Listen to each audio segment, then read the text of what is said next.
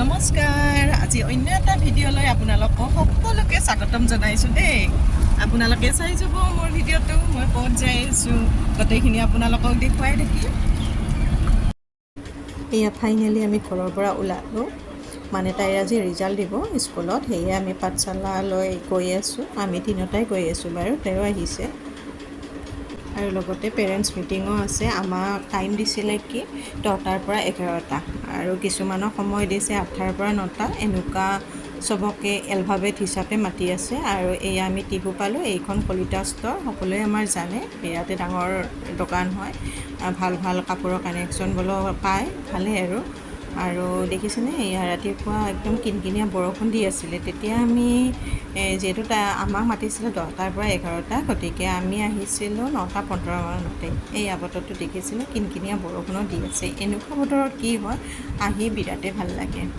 আৰু ৰাতিপুৱাৰ সময়ত যে পৰিৱেশটো একদম ঠাণ্ডা হৈ আছে। আৰু দেখিছেনে এইখিনি আমি এতিয়া টিহু চক পাম আৰু ৰাস্তাবোৰ ভালেই হৈছে, ধুনীয়া। আৰু এইফালে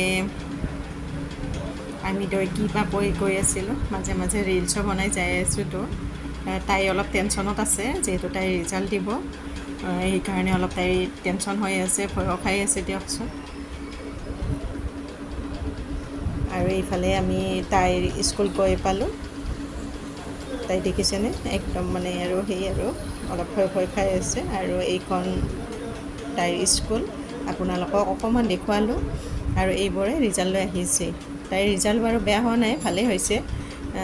আপোনালোকে আশীৰ্বাদ কৰিব তাই যাতে ভাল হয় আৰু এইফালে তাইৰ স্কুলখন অকণমান দেখুৱাওঁ ৰ'ব, মানে ভিতৰলৈ ভিডিঅ' কৰা নাই, ভালো নালাগে, সেইকাৰণে অকণমান ভিডিঅ' কৰিছোঁ। এইখন খ্ৰীষ্টজ্যোতি স্কুল পাঠশালা। আৰু আপোনালোকে যদি এইখন স্কুলত কোনোবা ল'ৰা ছোৱালীক দিব ইচ্ছা কৰে, দিব পাৰে। ভিডিঅ'টো এইখিনি আছিলে আজিলৈ।